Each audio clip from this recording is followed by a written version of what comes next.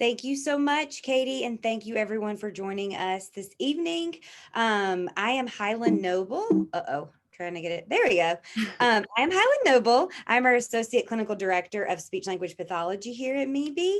I've been working with kids for so many years that I can't really give you an exact number, and specifically kids with autism spectrum disorders, language delays, Down syndrome, apraxia, motor speech. So kids of all ages, kids as young as 16 months all the way up to 21 years of age.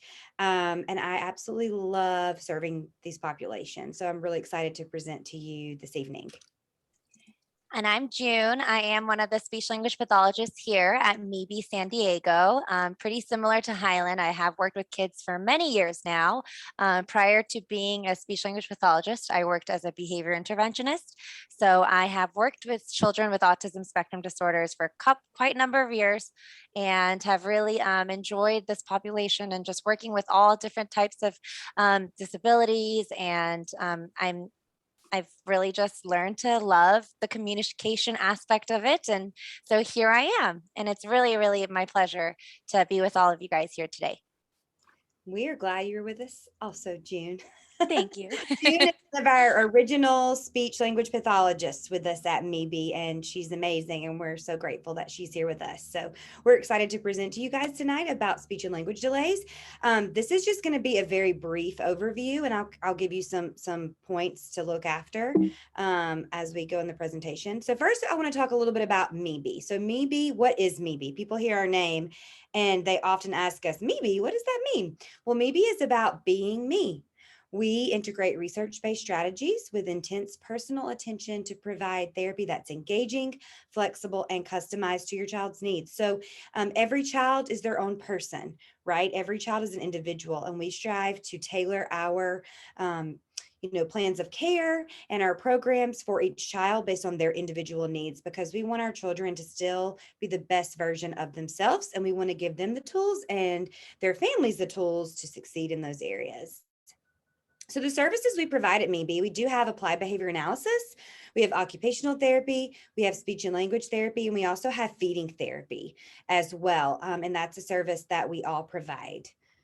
So we are very excited that we're able to provide all those services to the community. I should note here that we have in-home services specifically for ABA, and then we have in-clinic services for ABA, occupational therapy, speech language therapy, and feeding therapy. So just to give you an idea of our various locations, we are in San Diego. We actually now are excited to announce we have 3 locations in San Diego. So we have our main hub, or our main learning center, that's in Kearney Mesa. We also have a learning center that is opening in Carlsbad, kind of the Bressy Ranch area, just in the next, Katie, the next week, I think, is when they're going to start ABA kids, or 2 weeks. So that's getting going very soon. And that center does have ABA, OT, and speech and feeding therapy. And we are also excited to be opening our South Bay location in National City. Whoop, whoop. So we're excited. Yeah, I know, it's so exciting. So we're excited to be providing speech therapy, occupational therapy, and ABA therapy in that clinic. So if you or anyone is interested in services in that area, the South Bay area, please look us up. We also are opening locations, or have locations in all of these areas. So LA, Bay Area, Seattle, Denver, Arizona, Virginia, multiple areas of Texas. We also have Georgia and Maryland opening soon. The list goes on. We keep adding locations to this list, so we probably need to update it soon. But we're really excited. Our goal is to be nationwide to provide the best quality experience for all of our children. So follow us on Instagram and Facebook if you aren't already. It's at MeBe Family. We post a lot of tips and tricks on Instagram. So we love to give you guys ideas of ways you can work on language, behaviors, sensory needs, all the things on our Instagram and Facebook. We also have a YouTube page as well. So look us up on YouTube at MeBe Family. And then of course you can go to our mebefamily.com website where we have all of these webinars. We also can give you all of our phone numbers, the insurances we take, who to contact, everything's on our website. So please make sure you check us out. And then of course, today's topics. So this is what this presentation is going to be about. So we're going to talk about the stages of language development, Signs your child may need an evaluation, how to access an evaluation, and also helpful tips of ways that you can work on language every day in your daily routines. We don't expect you to sit down and do therapy with your child, but we can give you ways to make your daily routines a little bit more fun and interactive to really encourage that language use and understanding. Again, we're going to give you just brief summaries of these topics this evening because we do want you guys to feel free to reach out to us with any more questions. But these are going to be our main topics for this evening. Okay, so how can we help you guys? Here are some of the ways that we can help. We provide the following services: speech and language screenings. So, this is not a formal evaluation, but if you guys have any concerns and would like a screening, you can always contact us and we could try to provide an informal consult over the phone, or we could schedule something in. But we do have formal language evaluations, and this is done typically on telehealth or in center in person. We also provide individualized speech and language services or group therapy services. So group therapy can consist of multiple children to really target some higher language or social language skills that our kiddos may need. We also provide services for AAC communication, for articulation, really various other things, including feeding, even play skills. And also, of course, parent education. That is one of the main things that we offer because we only see our kids once or twice a week, and that's not going to make the biggest progress. The biggest progress happens at home with you guys. And so we focus a lot on parent education. And lastly, teacher collaboration is important. We know that we are just one part of the team. We know that our kids get services possibly at school, possibly in other clinics. So we love to collaborate with other team members, and we do that so that we can make the biggest gains for our kids. And here we are going to talk about the different stages of language development. It's broken down by these age reference bands. And as you can see, there are some crossover, which makes sense because children may have skills in the categories below or above, but they still demonstrate the majority of the skills at a specific age. So we are going to talk about infants, which is from birth to 12 months, younger toddlers from 8 to 21, older toddlers from 18 months to 36 months, younger preschoolers from 36 months to 48 months, and lastly, school age children from 48 to 60 months and above. All right, guys. So a lot of times, oh no, sorry. I'm not great with these digital presentations. I'm trying my best. So sometimes, oh no, did I go too far again? Hang on. Oh no, wait, how do I go back? Hang on. I'm getting there. There we go. Are. Whoop, whoop. Okay, so when we think about language, we tend to think about words. All of our parents ask us, and June can attest to this, when is my child going to talk? Where are the words? When we think of communication as adults, we think of words, an exchange of words. However, language is so much more than words. This is a beautiful diagram to show you what we mean by that. 55% of our communication as humans is nonverbal. So it's that eye contact, it's your posture, it's your gestures, it's your facial expressions, it's your responsiveness. That is the most important part of our communication. It's vital. So that's why a lot of times our kids on the autism spectrum, this is where we start. We start with these, we call them pre-verbal skills when we're working on language, these nonverbal skills, because that is how we learn the words. We have to build that engagement first to then learn what words mean and then how we use words. So 38% of our language is how we say words. So, do we say it with our mouth? Is it visual? How do we hear it? The pitch. So just asking a question, June, what are you doing tonight? Versus June, what are you doing tonight? That changes the entire, what I just said, right? Asking a question versus making a statement. The pace, the volume. Are we screaming because we're mad? Are we whispering because we're at the library? The emotion in our voice, the detail, the high level. So there's so much more than words. The actual words make up only 7% of our language. So a lot of times when we start speech and language therapy with families, or we talk to families about what their concerns are, we focus on, especially with our little guys, these nonverbal skills and these play skills, because that's the basis or the foundation of language. So this is where we're going to discuss what a typical language development in children look like. Let's start with infants. When we think of infants, we think of these kids between, 0 to 12 months. And they most definitely should be aware of the environment around them.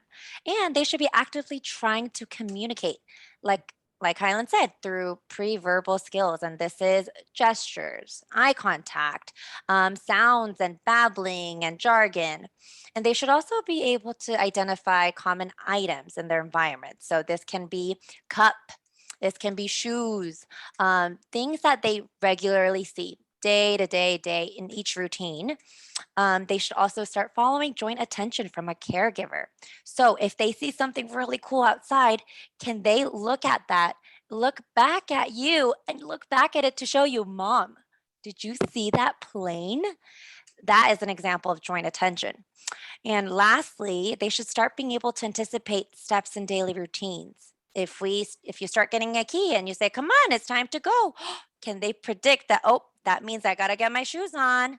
That's a routine that they should start being aware of. Another one is predictable games like peekaboo. Do they know that if you say, "Okay, let's do peekaboo, Pika," do they start making eye contact with you because they know that boo is going to come and that tickle is coming up next? These are some things to kind of watch out for because these are really important pre-verbal skills that we want our infants to do. Here are our younger toddlers. So these are kiddos from 8 to 21 months. So younger toddlers, they may begin to start using one words or even signing. So it doesn't all have to be verbal, but they really should start showing you that, oh, I want to open, or I need some help, or like one of our favorites from our families, more. And so they should start using gestures in response to the words. And any of us that are parents probably all remember how exciting it was when our kids waved bye bye for the first time because they know that that is part of our social routine. They should also start attempting to sing familiar songs. They should start to associate sounds with objects, begin to imitate simple words and signs. And many parents today rely on, using baby sign and sign language. That's all wonderful because we need to start teaching simple signs early on to show our kids that there is a functional way to communicate. So this is really also great because it gives a child another way to communicate besides having to use words. So this can decrease some frustrations between the child and you, and for you too. You'll be able to understand exactly what the child wants. This is very true for our kids with disabilities or that have language delay. And yeah, and let's see, the words for familiar objects should begin to have meaning for them, and they should start understanding some simple routine directions. So, for instance, stand up. Do you want up? Come here. So, some routine, simple directions with gestures they should be able to understand. Okay. So, our older toddlers now, these are kids from 18 months to 36 months. So now we are really using our words. And some of these kids are really using 2 to 3 word phrases. This is what we should start to expect. They may understand words even when they can't see the object. So if they're in the kitchen and you tell them, go get your shoes, they should be able to know, the shoes are by the door and they should be able to go get them. Emotion words such as happy, sad, and mad. And they should start understanding that more than just our tone, right? They should begin to have some meaning for them. Our kiddos at this age should respond to simple yes or no questions. Simple what questions? These kiddos understand simple directions, like we said earlier, but now these can include two-step related directions, such as Get your napkin and put it in the trash. Get your shoes and put it on. Now, this does not mean that they need to follow these directions all the time. I mean, kids, sometimes they may not want to, even if they understand you. But it should really be something that to be aware of, that, okay, they know exactly what I'm saying, but we're going through our terrible twos and they just don't want to. So, and lastly, they should be about 75% intelligible. So you should be able to understand about, 3/4 of what they're saying. Yeah, that's also, I love that you included the info about the behaviors, June, because I feel like so many times as parents, we get caught up in those behaviors. And then we start to kind of panic and think, oh my goodness, like, is this something you should be doing or shouldn't be doing? But in general, we have to remember that these are skills around these ages that our kiddos should be starting to demonstrate across a variety of settings. So older toddlers, those are our toddlers that are around those 2-year mark, 2 to 3 year olds. They definitely should be combining 2 to 3 words and signs. So using those 2-word phrases. Eat cookie. That's a good one. Want up, mama, right? Things like that, those phrases. Definitely understanding words when the object is not present. Where'd the ball go? Ball, where are you? And they should be able to go and find that object because they heard, oh, ball, where is it? I know where it is. Understanding emotion words, so such as happy, sad, and mad. So they're not necessarily labeling these emotions and saying them expressively, but they're understanding what they mean around this age. They're understanding when you're sad, boo-hoo, or when you're excited, or when you're mad. They're responding to simple yes, no questions. Do you want juice? Yes. Do you want to go outside? No, right? They're responding to that, or they're responding to you telling them, no, stop. Or yes, you can have some. They're understanding that concept. They're understanding those simple directions, including 2-step related directions. So get your napkin, put it in the trash. Oh wait, I went back. Oh Sorry, my Hylan, I should have said something. I'm But you were sorry, doing great. y'all. It's I'm good to sorry. review. It's I'm great to sorry. review. This is usually when I do these webinars, I'm not the presenter. I present, but I'm not in control of the slideshow. So, but following 2-step directions is still part of it. So, but more so focusing on following unrelated 2-step directions. So doing, pick up your shoe and go put it in the closet, right? Or get the ball and put it on your head at this age, right? Responding to where and what doing questions, using 2 to 5 word phrases and sentences. So this is really using those longer utterances, engaging in conversational turn taking, understanding descriptive concepts such as big or little or hard or soft, understanding spatial concepts like in or out or off and under, and they definitely should be 100% intelligible. So this is our younger preschooler, just to reiterate, since I messed up the slides again. Sorry, guys, again. But these younger preschoolers are definitely using more of those phrases and sentences, so those longer utterances. I want to go outside. Go get the ball, mama, right? Those longer utterances. They're engaging in that back and forth conversation. It's really important to remember that. They're following those 2-step related or unrelated directions, and they're understanding some of those more, I guess, larger concepts that are more descriptive. And definitely they're 100% intelligible. So we can understand 100% of what they're saying by that age of 4. The school age kids, that's our kids that are 5 and older. So they're definitely using complex sentences to communicate. They're engaging in extended conversation. So they're talking to you about a personal event, right? They're telling you they went to Disneyland and all the rides they went on. They're asking you questions about you and about what's going on in your life. They're understanding directions that are unrelated. So go get your jacket and then sit down.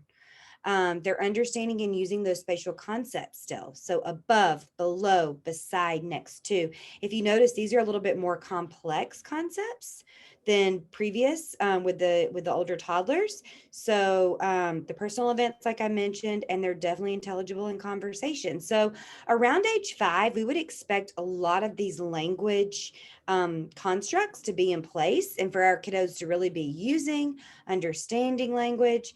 participating in conversations, retelling stories and personal events. So this is very complex language by the age of 5. So that's that age where I think a lot of people, when their children go to school, they maybe have some questions and might notice, hey, my kids aren't really, talking like the other kids or having these conversations. And that's where we can definitely help. So how do I know if something's wrong? There are red flags. So when in doubt, refer out. Like when you are in doubt, reach out for help. That's what we tell our providers. That's what we tell our school teachers. That's what we tell families. If there's something in your gut that's telling you, I think something might be going on, reach out to your pediatrician. And also you can call us and see if it's appropriate for an evaluation. If your child is not, consistently doing a lot of those skills that June and I reviewed with you earlier based on their age, that would definitely be something to bring up to your pediatrician. So definitely, does your child consistently share smiles, laugh, and giggle with you? Does your child respond to their name consistently? Does your child show you or other children things they're interested in by holding them up? So if they're not consistently doing those things between those ages of around like 2 to 5, then maybe you want to get a referral for an evaluation. Receptively, so language they understand. We want to think about, are they following simple directions? Are they identifying familiar items in their environment? So when mom says, ball, get the ball, are they doing that? If you're saying names of caregivers, are they attending to them in the environment? Expressively, are your children using words more than gestures? So there's that period of time that June reviewed where our kids are using a lot of gestures, but then there's kind of a switch. And that happens usually around that 18-month burst. It starts to happen before then, but around 18 months, we see a boost of a lot of words and a lot of single words. And then we start seeing those 2-word combinations. Is your child still using those words or those gestures more than those words? That's something to think about. Are they imitating environmental sounds?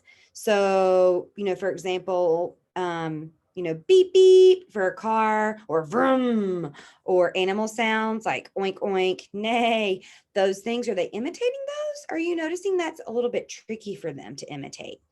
Can the child produce age-appropriate sounds and words? So are you hearing a variation in their sounds? So we would expect our kids to be babbling a lot before they start using their words. Are you hearing a lot of sounds?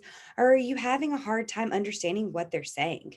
So again, it's a range, right? So June did a good job of reviewing that range of, by the time they're around 3, they should be 75% intelligible, meaning you should understand the majority of what they say. But by the time they're 4 and 5 years old, we should understand them pretty much at 100%. So if you're having to constantly have them repeat things, or their teachers are, or people that are not familiar with them are having to have them repeat things, that might be a red flag that they've got some articulation difficulties. And then also feeding. This is one that a lot of parents don't think about, but does your child eat more than 10 foods? I mean, we have a lot of kids that are super, super picky eaters, but really they're not a picky eater. They're what we would call a problem feeder, right? Because they are only eating chicken nuggets from McDonald's. That's it. That's a problem. Are they eating a variety of textures? Are they exploring foods with their hands and putting it up to their face and their mouth?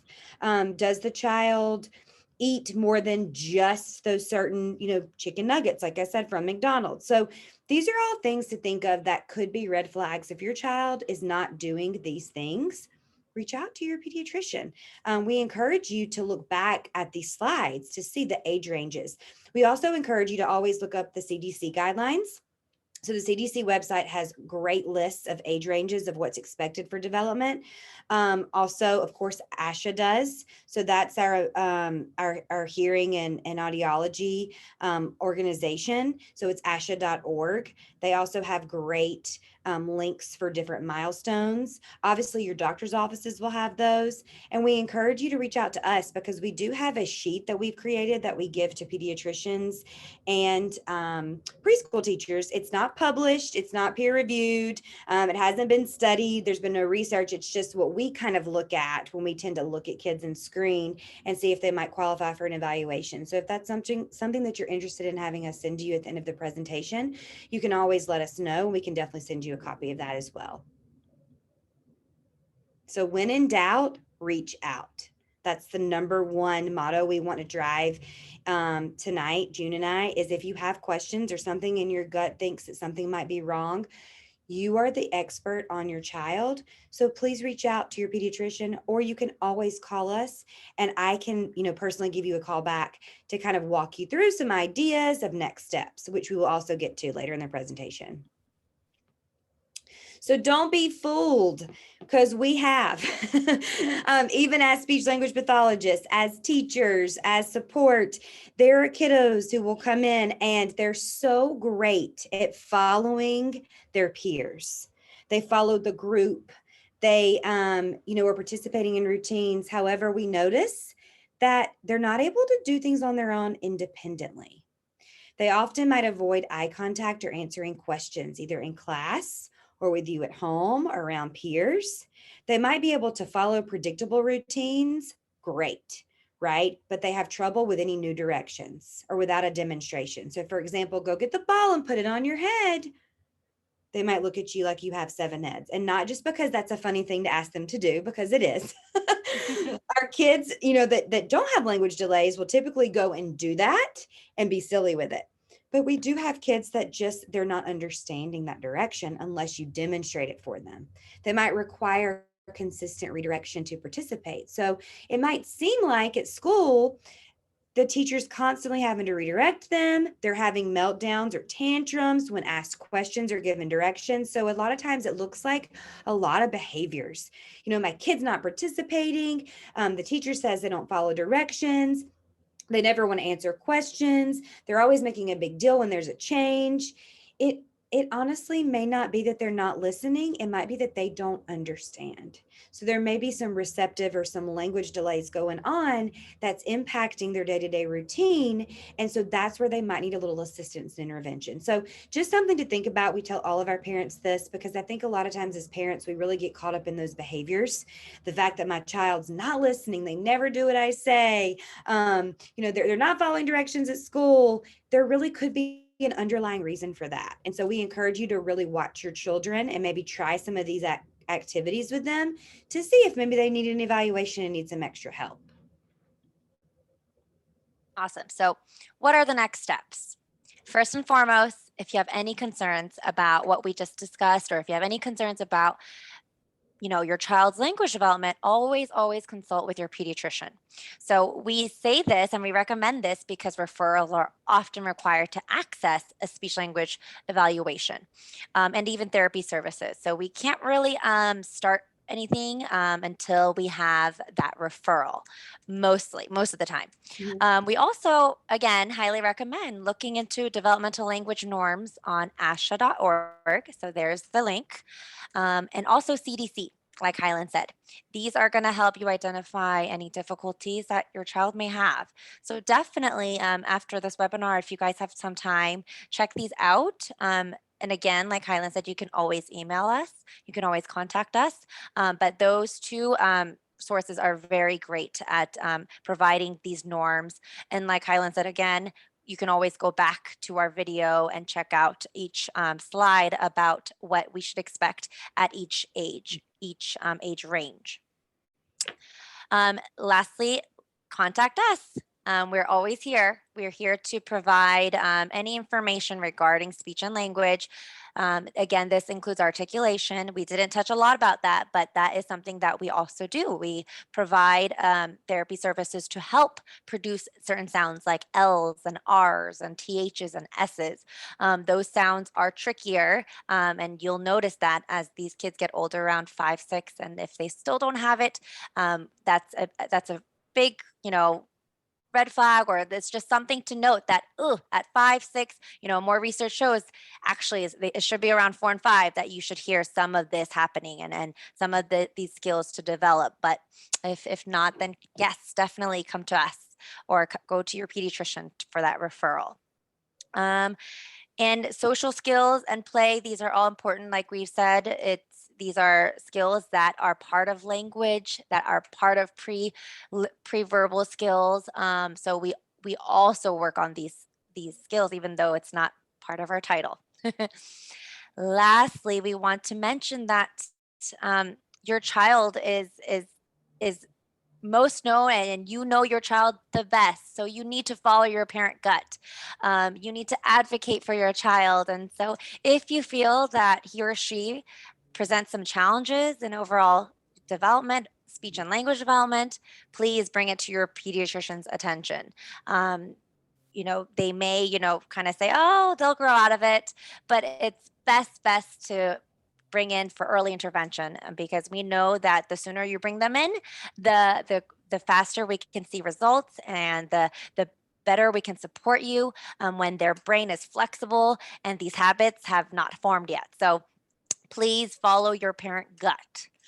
I also want to mention that when we do see your child for an evaluation, or when we do see them for therapy, we will evaluate your child as a whole. So if we see any other concerns that should be addressed, we will refer out. So this can be occupational therapy, this may be feeding therapy, this may be physical therapy, or even a developmental evaluation.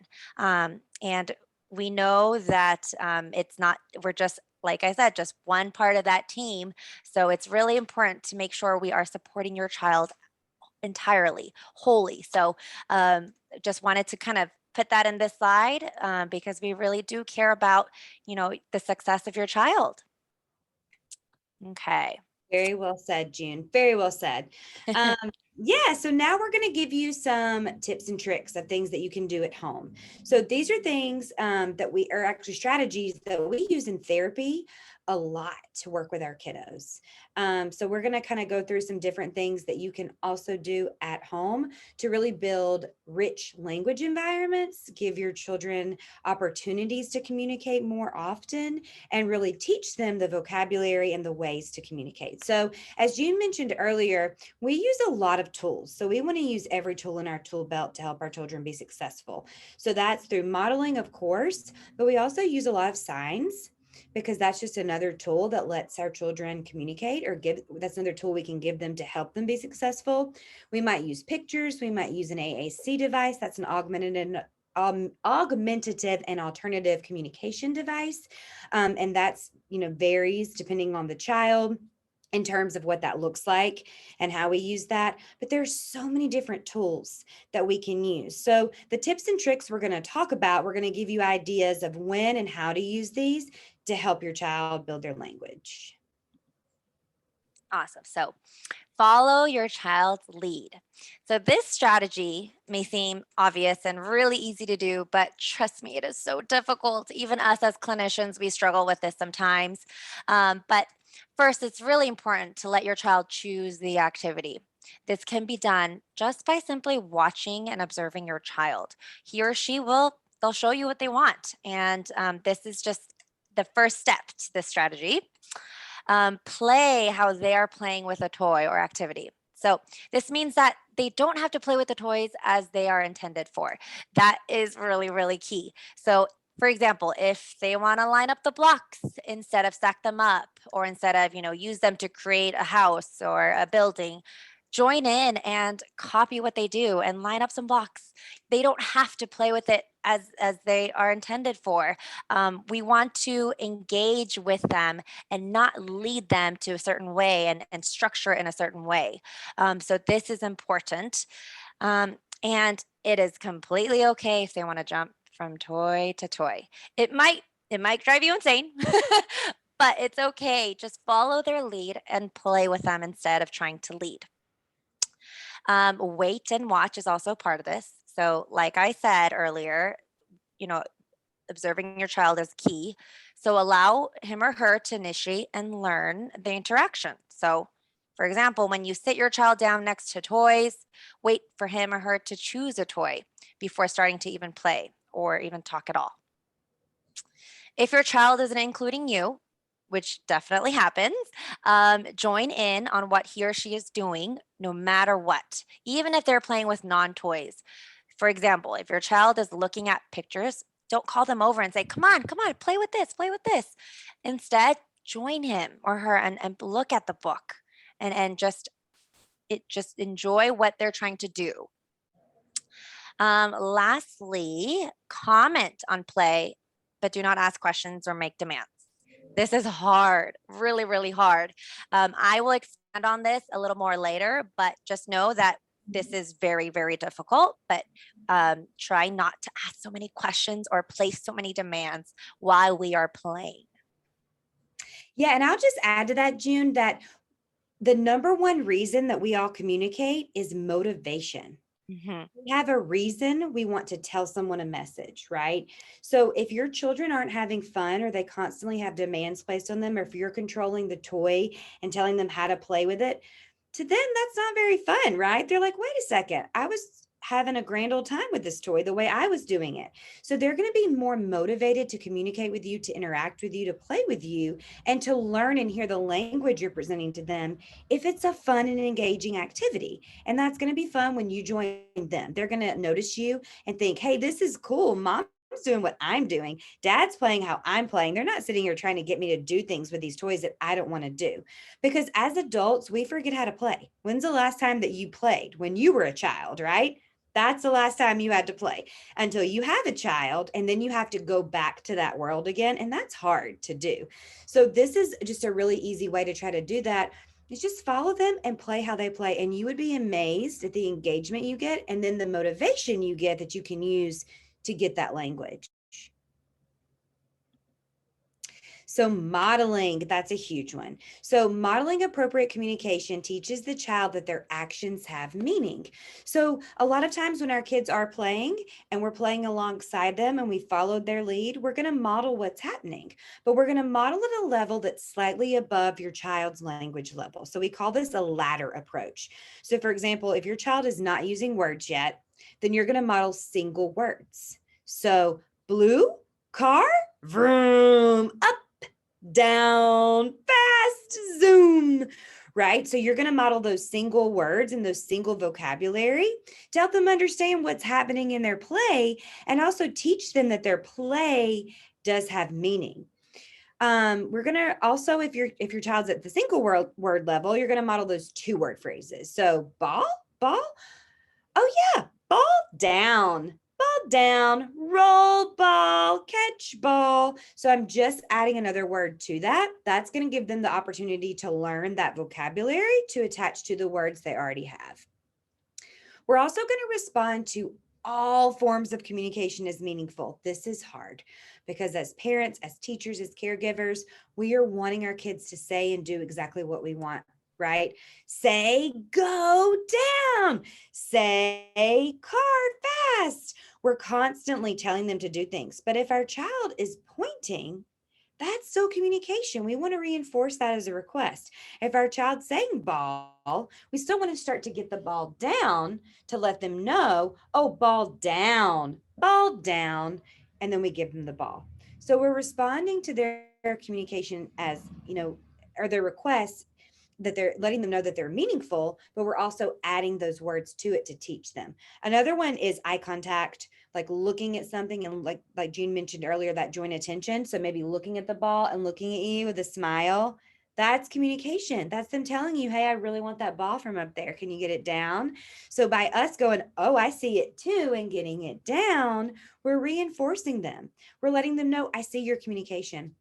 This also goes for when our kids are mad, when they're sad, when they're upset, right? We're letting them know, I see you're mad. So we're modeling words they could say in those moments that are more appropriate, maybe than kicking or hitting or running away.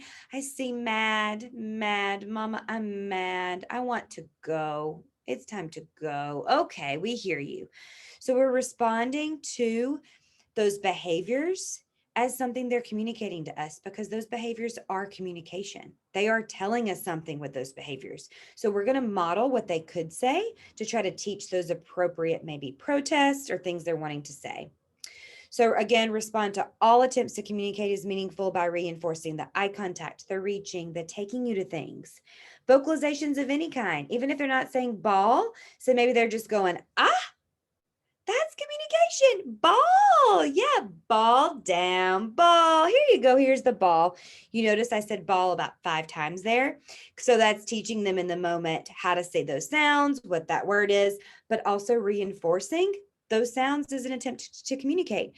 They are going to be more motivated to communicate with you, to attempt sounds, to attempt signs and words. If you are reinforcing that I hear you, I hear you're trying, and I'm trying to reinforce your communication. That's going to build up that trust. That's going to build up that ability to want to continue to communicate with you versus you putting pressure on them to say things a certain way or do things a certain way. And then temptation. So tempt the child to communicate. Communication temptations are probably one of the number one things, wouldn't you say, June, that we do in our therapy sessions? So communication temptations are exactly what it sounds. So using back and forth play with a child, we've got them interested. Or maybe it's when you're having dinner and you know the foods that they want. Or maybe you're watching TV and you know the shows that they want. Or it could be anything, but you've got that interaction going.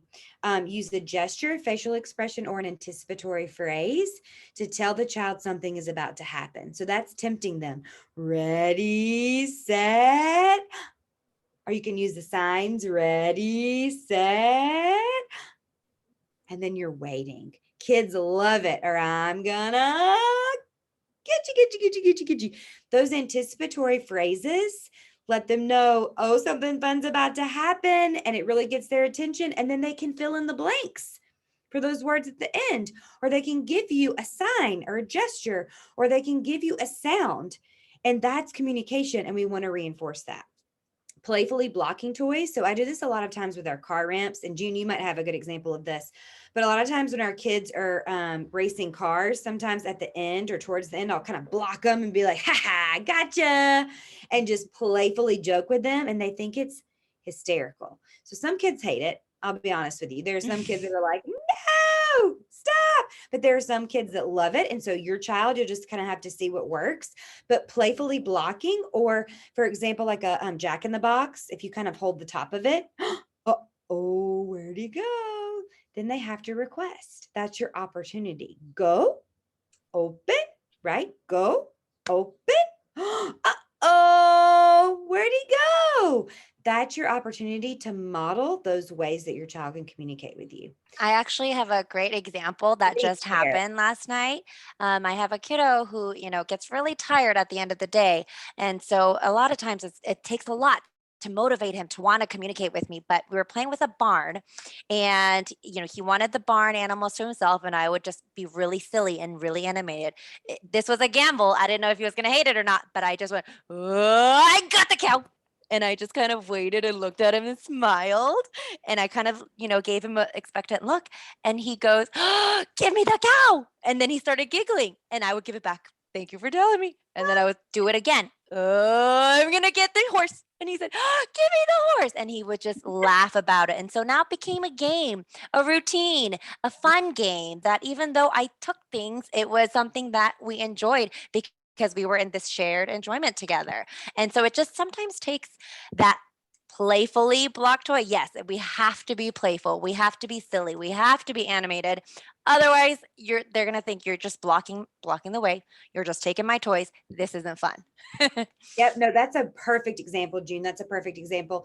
And you're so right to reiterate that sometimes if we just block things, kids are like, what, huh? What? No. And they get really angry and upset. So it's all about being silly and animated and making it fun, because a lot of our kids, and this is something we do a lot in therapy, but a lot of our kids need that super animated, fun, high intonation to get them engaged, to get them motivated. If you think about it, that's why Disney movies, that's why Disney World, that's why cartoons, all of those things kids love because they're super silly and they're fun and they're engaging. So we have to be engaging for them.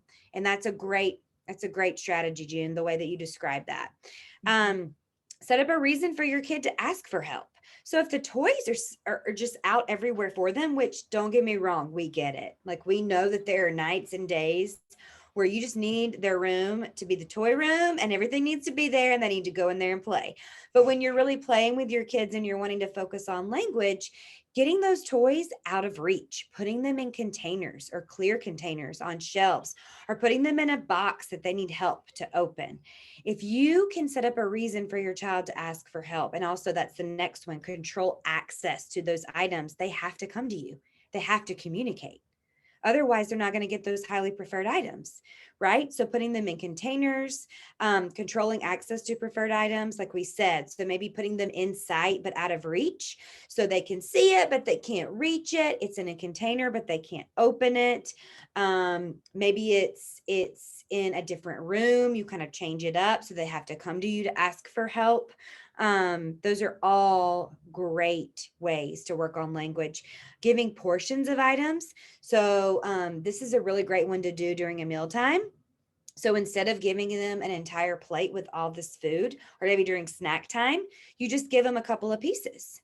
Then they have to ask for more to eat, right? Or they have to ask for the apple, right? That's your time to use a gesture and a word to prompt for those specific language targets. If you're giving portions of maybe a puzzle, this is a great one, right? Because puzzles have portions. So maybe you give a choice, cow or horse? Horse? Perfect. There you go. Now I have all the rest of the pieces in my lap. They have to ask me for those pieces. Or just like June, she was controlling access to those farm animals. So the child had to ask her for it, but it was in a fun and playful way. Silly situations. Do something silly or unexpected with a toy. So put the puzzle piece on your head. Ha, ha, ha, chew. Right? So anything silly, kids love it. They're like, whoa, what's happening? I really want to keep playing with you. Those silly situations keep them engaged. And the next thing you know, they're imitating those silly situations. So tempting your child, setting up the environment for success is so important because that just sets up more opportunity for that communication. Okay, so these are some common mistakes that we make all the time. And I want to just iterate, even clinicians, us speech language pathologists, teachers, any other members of your team, may make these mistakes. So the first common mistake we make is using the word say before a model. So like Hylan said, we model a lot as a strategy, but if we use the word say, it can create just a trigger. It can create just more to, understand. So we want to keep it simple and easy for our kids so that they are successful. So the best way to avoid this is just drop the word say and model the words as if the child could say that. So for example, instead of saying, say help me, I would recommend just help or help me. Very simple. It's super simple, but it's really hard to break because as adults, it's just natural. It's so hard. It's probably for me, I don't know about you, June, it was one of the hardest things I even learned as a therapist to stop saying say, because then everything in your body wants you just to tell your child exactly what to do. But adding say is a demand. And when we add demands, our kids get annoyed and they shut down. And so it's something I still have to really, really, really make sure I'm attending to. Definitely. Another mistake is that we as adults ask a lot of questions, but asking questions are not the answer. So there are a few reasons why. First, asking questions feel like a quiz, and it can often put a lot of pressure on the child. I mean, imagine you come home and a family member says, asks you, what did you do today? What did you eat? Where did you go? Who did you sit next to? And it's just a bombardment of questions, right? And this is how our kids might feel. So it's a lot of pressure, and they're going to want to just kind of white noise you and just not listen. Secondly, asking questions can often lead to loss of engagement. Exactly why, right? So if you're asking, what color is it? What animal is it? What does it say? They don't want to engage with you. They don't want to have to answer all those questions. So that's also a reason why. And lastly, if we ask the same questions over and over, they're only going to learn and know the answers to those questions. So, like I just said, we ask a lot of what color is it? What does it, what is it? What animal sound, what sound does it make? And it's natural for us to ask these questions because we as adults, we want to know how much our child knows. So, subconsciously, we just want to elicit more words. So, we ask you the same, what color is it? Even though we know they know their colors. So instead, I really recommend make more statements. Talk about what is happening. Talk about what he's doing. Talk about what you're doing. So, I mean, for example, instead of saying, what color is the giraffe? Say, oh, the giraffe is tired. Shh, he's sleeping. And this way, the child is able to engage with you. Oh, yeah, the giraffe is sleeping. And they're learning all these new words. Oh, he's tired. Oh, shh, shh, shh, shh. We're learning all these other things instead of yellow. The giraffe's yellow. So that's just a really good reason why we want to really decrease the amount of questions we're asking and increase the amount of statements and comments we're making or describe what's happening. Lastly, please have fun. This is hard. I mean, like Hylan mentioned, we haven't played in a long time, right? So if you're not having fun playing with your child, then your child isn't either. So be as silly, be as animated as you can, and just enjoy playing. So sometimes I like to say, throw the goals out. Just get your child to be engaged with you, have fun with you. Then we can really help and motivate the child to hit some of the goals and targets that we may have. If they're not having fun coming to speech, then we're not going to get them to meet, all their goals of trying to use single words or to communicate with us. So again, don't structure or lead the play, because by doing so, it's going to really help you discover what your child enjoys and wants to do. And it's going to keep it fun. So kind of check in with yourself. Is this fun? Am I having fun? Am I having fun describing these colors? Oh, I'm not. Let's change it up. Let's get animated. Let's do some tickles in between, and that's going to be a really, really helpful tool for you guys. And I also will make up songs. And I do this all the time where like the cow is yellow, it's jumping up and down. The cow is yellow, it's jumping up and down. Like I will just randomly make up songs when I start feeling that it's not maybe as fun and engaging. I mean, there are just so many ways that you can just be super silly. And the more ridiculous you feel, probably the better you're doing it. So like the more ridiculous that you feel means you're probably doing a great job, because the kids want that fun, like June said. They want that engagement and they don't want the pressure. They don't want the pressure of having to answer a million questions when they're playing. They're going to learn more language and use more language when they're having fun because it's motivating. Think about it as an adult too. We want to do things that are fun. We want to do things that we enjoy. We're going to communicate more. We're going to be more engaged in our environment when we're having fun. And there are ways like this that we can make even daily routines fun. So one that I like to tell parents is when getting dressed, like do the hokey pokey. Put your right arm in, put your right arm out. So do the hokey pokey when you're getting dressed. Now, you don't always have time for that. Totally get it. But some days that can be super fun. And that's a cool way to teach, body parts, putting on your shirt, putting on your pants, making it super silly. And you remember those things as a child. Like that's what sinks into your brain is those fun moments. And that's how you learn that language and those routines. And those Yes. questions sometimes are hard because our kids don't even understand what we're asking them. Like some of our kids with language delays or that aren't engaged, they don't even know that you're asking them a question. And then we get frustrated. Why aren't they answering? Well, they might not even know what the words are that you're asking them. So being mindful of that too. And that's such a good point, June, of making those statements and those comments so that you're giving them the words versus constantly asking them for information. And again, these are mistakes we all make, us as SLPs. So, I mean, we just want to say we understand how difficult these are. Definitely. So you guys are, I do ask color questions. I say, what color is it? And then I have to say, oh, was that the best question I could have asked? Or could I have said something else? Trust me, I ask color questions. And sometimes for therapy, we do work on questions. Exactly. Absolutely. So it's not that we will never ask questions because we absolutely do, but there's a time and a place. that's most appropriate depending on the child. And this, when you're asking a million questions during play, it's just not fun. It's like womp womp. Like, I just want to play and have fun. So I mean, I totally agree, June. I ask those questions too, but it just depends on the situation and what we're doing and what we're playing. And so these are very common. These are things that we all have to work on. And our tips that we gave tonight, and we'll kind of wrap it up here soon, but use one thing we talked about. Don't feel like you need to take every single tip or every single thing that June and I have talked about and use those in every routine all the time. Pick one thing. Maybe just try not saying say during bath time.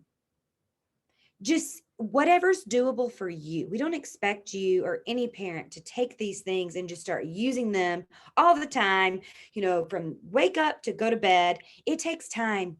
It takes time. And that's exhausting.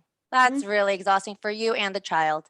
Mhm. So yes, make it practical, make it functional for your lifestyle and for how your family works. Definitely. Absolutely.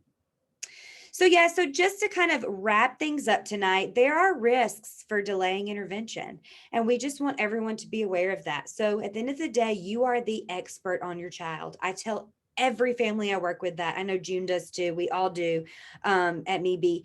You are the expert. You will always know your child better than anyone. So if you feel like something is off, please reach out for help. If you still feel like something is going on, even if a doctor says, oh, they'll grow out of it, because doctors have all the best intentions. We work with amazing pediatricians and they want your children to succeed, but sometimes they see a million kids a day and they might miss something here or there. So keep pushing. If you still have that gut feeling, or call us and ask an opinion. We're always happy to help. Because if you delay that intervention, there are, risks for frustration increasing and increased behaviors. We often see that in kids: difficulty following directions and participating at school, difficulty with social interactions and building those relationships, and trouble with reading and writing skills later. So even articulation issues, there's a lot of research and data to show that if we don't target that early on, it can cause some academic difficulties, definitely with language delays. If we don't address it and get those skills and build those as best we can, the earlier the better. So like June said in the very beginning of this presentation, there's a critical window between the age of birth to age 5 where the brain is super plastic. And that is where children are just retaining, learning. Their brain is making all of these connections. So if we need to build some new connections to build these skills, that's critical time for us to do that so we can see the best progress later on. So I wish we had a magic crystal ball to tell a prognosis or what your child's going to look like in a few months. We don't. But what we do know is that early intervention and carryover by you, the parents, of what we're doing in intervention, are the biggest predictors of success. So getting your children services when they need them, and then taking those ideas and those strategies that your interventionists tell you need to do at home and using them, or those are the biggest predictors for success. So just make sure if you do have questions or you do have concerns, that you reach out to your pediatrician, you reach out to us, and we are happy to help. Just don't delay it. If you have any doubt, speech therapy never hurt anyone. It's actually super, super fun. We play a lot. We do structured activities too, but we do it in a way that your child doesn't even know it's structured. We give you tools because we want you to be successful. That's our goal. We love parent education. We want you to feel empowered, and we want you to feel confident with what you're doing with your children.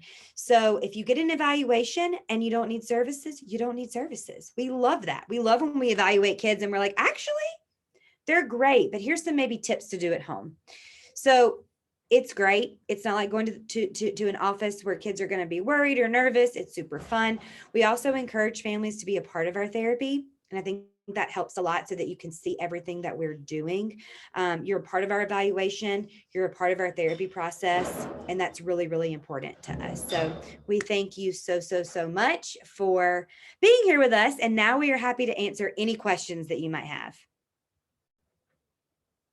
All right, thank you so much. I've been keeping an eye on the chat box and we haven't gotten any in yet. So if anybody does have questions, you can write them in now. I know that June and Hylan provided a lot of information. So I will remind you that this is recorded, and I'll post it onto the MeBe Family YouTube channel and the MeBe Family website. And I'll also send an email to the follow-up that has those links, so you can refer back to this presentation because there's really a lot of really good information in here.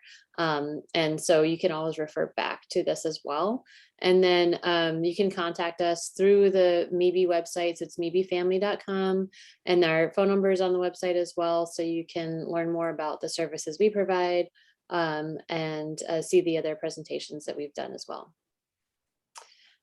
So I don't see any new questions that have come in. So I think that you did a very thorough job. Thank you so much for presenting all of this information tonight. Yep, I'll probably get this recording posted as soon as this evening, so that way people can refer back to it as well. Thank you so much. Thank you, Katie. And thank you everyone for being here. Thank you, June, for being an amazing presenter. Thank you for your patience with my clicking of the slides. All the things. We're just here and happy to help you guys the best that we can. So if you ever have any questions, please do not hesitate to call us. The American Academy of Pediatrics is also a great resource, obviously, for developmental milestones as well. If you wanted to look at that, I thought about that one when we were talking. But yeah, we're happy to help. Yeah, definitely. And I see some thank yous coming in through the chat box as well. And yep, I'll share the presentation so that you can refer back to the recording as well. So Thank you so much. All right. Thank you very much, everybody. Thanks for joining us. We do these webinars every month on a different topic. So the topic in February is going to be from our ABA team on using positive reinforcement. So which I think is always a really helpful parenting topic and a good one. So hopefully we'll see you next time. Contact us with any questions and enjoy the rest of your evening. Thank you so much. Thank you. I did get a question about sharing email. Mhm. I can definitely put my email in the chat box.